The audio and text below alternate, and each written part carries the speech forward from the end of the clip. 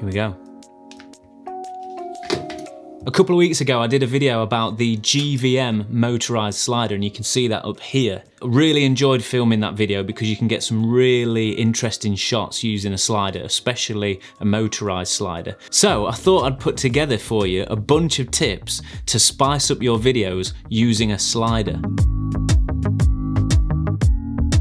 Hello, welcome back to the channel. If you've not been here before, don't forget to subscribe for more gear reviews and tutorials. I'm also on Instagram, and if you head over there, you'll see behind the scenes, announcements and bloopers as well. So head over to the account and I'll see you there. Anyway, I've been using this slider a lot recently because it really helps me, especially, you know, when you're filming on your own, it really helps get some creative shots and some movement. If it's better than just sticking it on a tripod and having a static shot, especially if you're filming yourself and filming your B-roll of yourself. So it really helps get some dynamic shots, and I'm not the most steady person when it comes to handheld footage, so getting some B-roll with the slider really helps me out.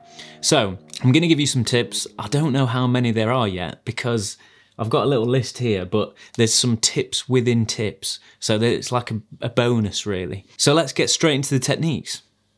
I will say before we start though, I am using a motorised slider, but you can still get the same effects using a manual slider, so don't worry about that. Right, tip number one, it's the simple but effective side-to-side motion. Now this on its own does add a lot of dynamic to the shot because it's not just a static shot, you're getting some movement in there. But to make this shot even better, rather than just having the camera move from side to side, put an object or have somebody stand in the way of the subject so that when the camera moves, the subject comes into view and it's being revealed. So we'll call this one the reveal.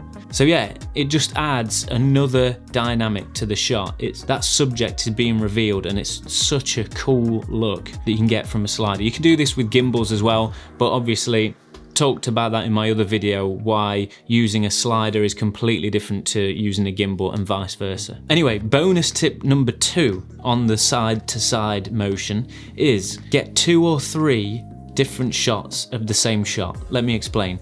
Get a wide shot and a close shot, and maybe a mid shot as well if you want. But having at least 2 shots, it gives you something to cut to, especially if you're doing like a B-roll sequence. It's good to have a wide shot of something while it's moving and then cut in to a tight shot. It just gives it extra dynamic. But make sure when you make the cut that the subject is in a similar place. So you don't want it cutting here on the slide and then all of a sudden it's over there. You want it to match up nicely, so when it gets to there, that second shot's going to take over.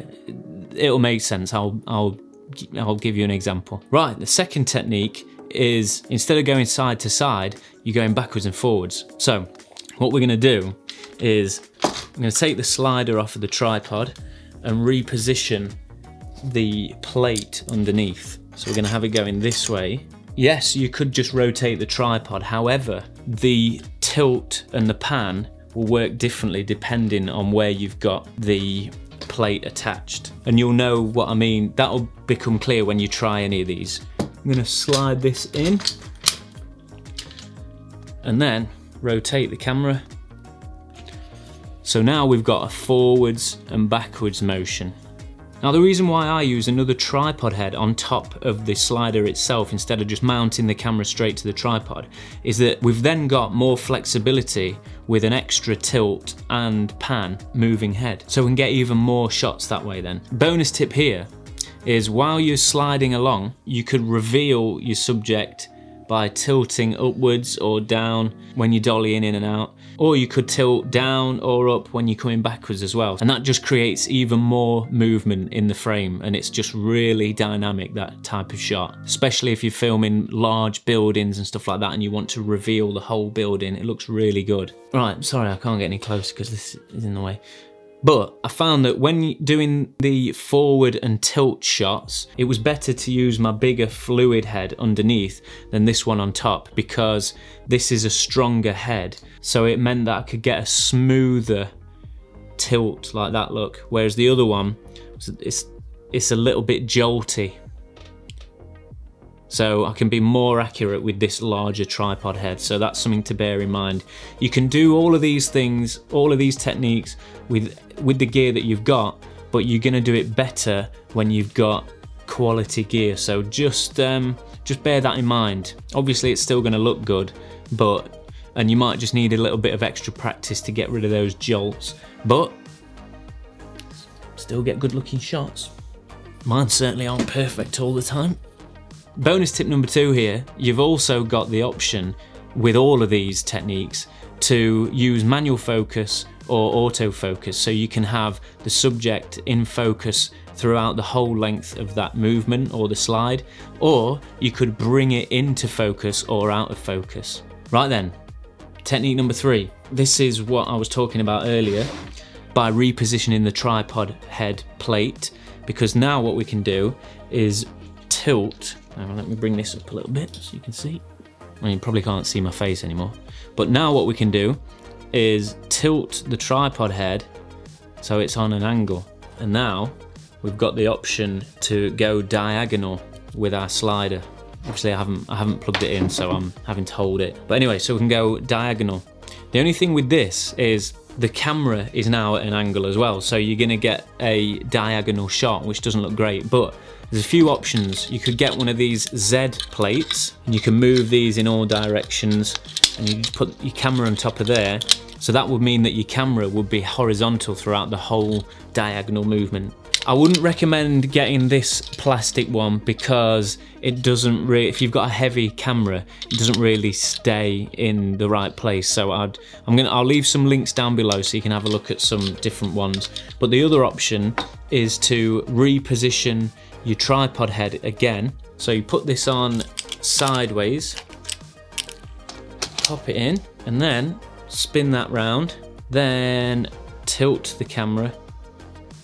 There we go, and obviously this is gonna hit the rails, so you just have to move that out the way like so. And then when you go up and down, your camera stays horizontal and level with your subject. How cool is that? The next technique is a parallax type shot. It's similar to an orbit, except you don't go all the way around.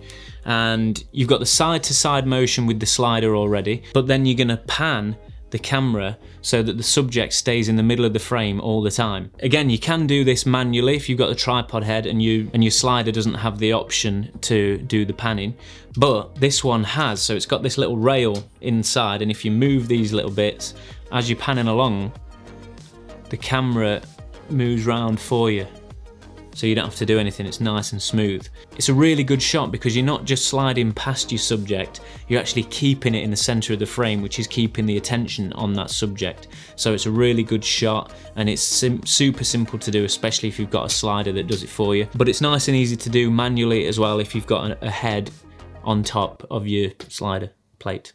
Shall I leave more gaps? You can also do it the other way around, so you can pan whilst the slider is going across.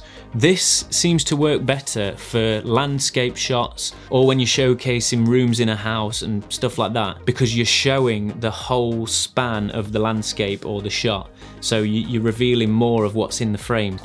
It doesn't work as well on products because the focus is going past the subject. So it works better when your subject is something large like a room or a building or a landscape. Now I tried this with a wide lens and also a mid shot as well, and it worked quite well with both, but it depends what you're doing. So give both a try and see how you like to use it. This would also work well with a time lapse. So get that pan going, get your slider movement and get the pan going, and set up your time lapse and get some really good landscape time lapse shots, especially clouds. That looks really good when you've got a moving landscape and the clouds are moving as well. It's really dynamic. So go and give that one a try. And obviously as well, you can combine all of these techniques and tips and the bonus tips as well with any combination. So you can do whatever you want. You can be really creative with a slider. So go and give these a try. Let me know which one was your favorite tip. I'm sorry, I probably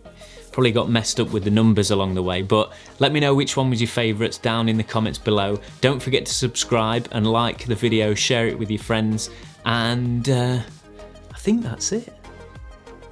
Something in my ear. Anyway, thank you for watching. I will see you in the next video. Hungry.